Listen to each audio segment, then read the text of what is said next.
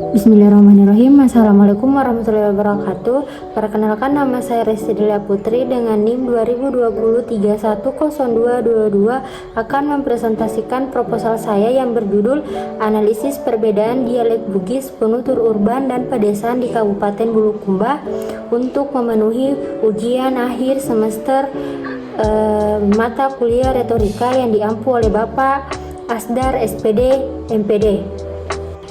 Bab 1. Pendahuluan. Latar belakang. Bahasa memegang peran yang sangat penting bagi kehidupan manusia. Salah satu fungsi bahasa bagi manusia adalah sebagai alat komunikasi antar individu dan untuk menjalin hubungan sosial. Bahasa merupakan bagian integral yang tidak bisa dipisahkan dari kehidupan sehari-hari manusia. Melalui bahasa, seseorang dapat menyampaikan maksud dan keinginan kepada orang lain dengan jelas dan efektif.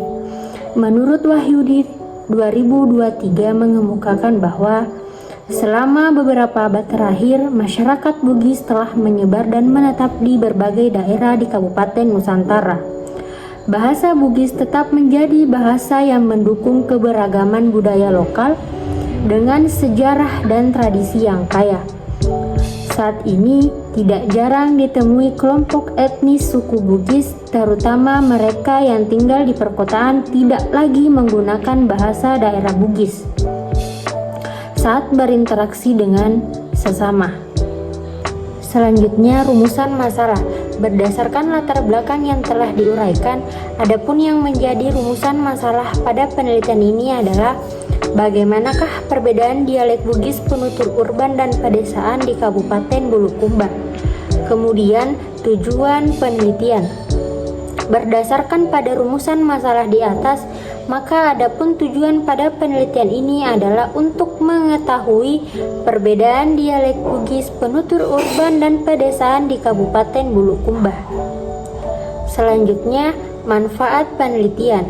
Penelitian ini memiliki dua manfaat, yaitu teoritis dan praktis, di mana penelitian ini dapat memberikan wawasan mendalam tentang perbedaan dialek Bugis, penutur urban dan pedesaan di daerah Bulukumba. Dan penelitian ini dapat membantu kesadaran akan beragama bahasa dan budaya yang ada di daerah Bulukumba. Selanjutnya, bab 2, tinjauan pustaka. Kita masuk pada landasan teori. Bagian A, sosiolinguistik. Menurut Hair dan Agustina 2014, sosiolinguistik merupakan bidang ilmu antardisipliner yang mempelajari bahasa dalam konteks penggunanya oleh masyarakat. Mereka menekankan pentingnya memahami bagaimana bahasa digunakan oleh individu-individu dalam berbagai situasi sosial, serta hubungannya dengan dinamika masyarakat secara keseluruhan. Bagian B, variasi bahasa. Variasi bahasa merujuk pada berbagai bentuk atau variasi yang ada dalam penggunaan bahasa oleh masyarakat. Variasi bahasa adalah bentuk perubahan atau perbedaan dalam berbagai ekspresi bahasa, namun tetap sesuai dengan aturan kebahasaan. Bagian C, faktor yang mempengaruhi variasi bahasa. Faktor-faktor yang dapat mempengaruhi variasi bahasa seperti yang dikemukakan oleh Sumarni 2020 meliputi beberapa aspek berikut, yaitu waktu, tempat, status, dan situasi. Bagian D, dialek. Dialek adalah variasi bahasa yang berbeda-beda antara pemakai dialek yang satu dengan dialek yang lainnya. Menurut Putra 2012, dialek merupakan variasi bahasa yang timbul akibat perbedaan pemakai atau penutur bahasa. Kemudian bagian E, variasi fonologi. Perbedaan fonologi yang dimaksud adalah berhubungan dengan perbedaan fonetik. Perbedaan fonologi perlu dibedakan dengan perbedaan leksikon, mengingat pada penentuan isolek, dialek, subdialek, atau bahasa. Menggunakan dialektometri pada tataran leksikon, perbedaan-perbedaan fonologi yang muncul dianggap tidak sama menurut Ayat Rohaidi 1983 pada buku halaman 246 sampai 247. Selanjutnya kita masuk pada kerangka pikir. Yang pertama yaitu ada dialektologi, kemudian dibagi menjadi dua, yaitu dialek Bugis urban dan dialek Bugis pedesaan. Kemudian variasi fonologi, dan variasi fonologi ini terbagi lagi menjadi empat, yaitu korespondensi vokal, variasi vokal, korespondensi konsonan, dan variasi konsonan. Kemudian data dan mencari sebuah perbedaan dialek Bugis dan hasil. Selanjutnya kita masuk pada bab 3, yaitu metode penelitian. Pada metode penelitian ini terbagi menjadi beberapa, yaitu bagian A, jenis penelitian. Penelitian ini menerapkan metode penelitian deskriptif kualitatif. Jenis penelitian kualitatif dengan pendekatan deskriptif ini bertujuan untuk menampilkan data apa adanya tanpa proses manipulasi atau perlakuan-perlakuan tambahan. Penelitian ini berfokus untuk mendapatkan pemahaman tentang perbedaan dialek Bugis penutur urban dan pedesaan di Kabupaten Bulukumba. Selanjutnya, bagian B, lokasi dan waktu penelitian. Penelitian ini akan dilakukan pada 3 tempat berbeda, yaitu di Jalan Sungai Dialog Kasimpurang dan Caile, Kecamatan Ujung Bulu, Kabupaten Bulukumba, dan Pafe Desa Sapubonto, Dusun Batu Tompo, Kecamatan Bulukumba, Kabupaten Bulukumba. Penelitian ini akan dilaksanakan pada Desember 2023 sampai Januari 2024. Data, kemudian bagian C, data dan sumber data. Jenis data yang digunakan pada penelitian ini adalah data kualitatif. Penelitian ini akan mengumpulkan data lisan yang berkaitan dengan perbedaan dialek Bugis penutur urban dan pedesaan di Kabupaten Bulukumba. Jenis data lisan ini akan mencakup percakapan, dialog, dan interaksi verbal yang terjadi dalam kehidupan sehari-hari penutur bahasa Bugis dari kedua konteks tersebut. Sumber data utama penelitian ini adalah masyarakat desa dan urban di wilayah Bulukumba.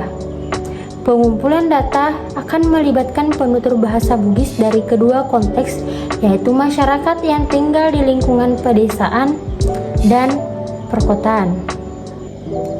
Partisipan dalam penelitian ini akan dipilih secara purposif dengan mempertimbangkan variasi usia, jenis kelamin, latar belakang pendidikan, dan profesi untuk mencakup sudut pandang yang beragam. Kemudian bagian D, subjek penelitian. Informan yang digunakan pada penelitian ini adalah di Jalan Sungai Dialog Kasimpurang, Caile, Kecamatan Ujung Bulu, Kabupaten Bulukumba, Sulawesi Selatan, terdiri dari 20 orang, yaitu kelompok umur 20 sampai 55. Kemudian di Pafe Desa Sabubonto, Dusun Batu Tompo, Kecamatan Bulukumba, Kabupaten Bulukumba, Sulawesi Selatan, yang masing-masing terdiri dari 20 orang, kelompok umur 20 sampai 55 tahun. Demikian jumlah informan sebanyak 40 orang. Kemudian bagian E, teknik dan instrumen penelitian. Teknik pengumpulan data yang digunakan dalam penelitian ini yaitu yang pertama, teknik wawancara. Penelitian ini akan menggunakan wawancara dengan penutur bahasa Bugis dari masyarakat desa dan perkotaan. Wawancara ini menggunakan dialog pertanyaan terstruktur yang mencakup biodata informan yang dirancang untuk memahami penggunaan dialek Bugis dalam konteks sehari-hari. Kemudian yang kedua, teknik rekam. Penelitian ini akan menggunakan teknik rekam melalui wawancara mendalam dengan penutur bahasa Bugis dari masyarakat desa dan urban. Wawancara akan direkam dalam bentuk audio atau video menggunakan handphone. Kemudian yang ketiga yaitu teknik observasi. Peneliti akan melaksanakan teknik observasi dengan mengamati interaksi sosial dan komunikasi yang terjadi dalam lingkungan desa dan kota. Kemudian yang keempat, teknik mencatat. Selama proses observasi dan wawancara, peneliti akan menggunakan teknik mencatat untuk merekam detail-detail penting mengenai penggunaan dialek Bugis di kedua konteks tersebut. Kemudian kita masuk pada bagian F, teknik analisis data. Yang pertama, kondensasi data. Kondensasi data merupakan proses pemilih menyederhanakan, mengabstrakkan, atau menginformasikan data yang mendekati keseluruhan bagian dari catatan-catatan lapangan secara tertulis, transkrip, wawancara, dokumen-dokumen, dan materi-materi empirisnya. Kemudian yang kedua, penyajian data. Penyajian data adalah sebuah perorganisasian penyatuan dari informasi yang memungkinkan penyimpulan dan aksi. Penyajian data membantu dalam memahami apa yang terjadi dan untuk melakukan sesuatu, termasuk analisis yang lebih mendalam atau mengambil aksi berdasarkan pemahaman. Penyajian data yang dimaksudkan sebagai sekumpulan informasi tersusun yang memberikan kemungkinan adanya penarikan penyajian data. Hal ini digunakan untuk memudahkan bagi peneliti melihat gambaran secara keseluruhan atau bagian-bagian tertentu dari data penelitian ini. Dilakukan dengan cara menggunakan gambar dan teks atau kumpulan kalimat. Kemudian yang terakhir, penarikan kesimpulan.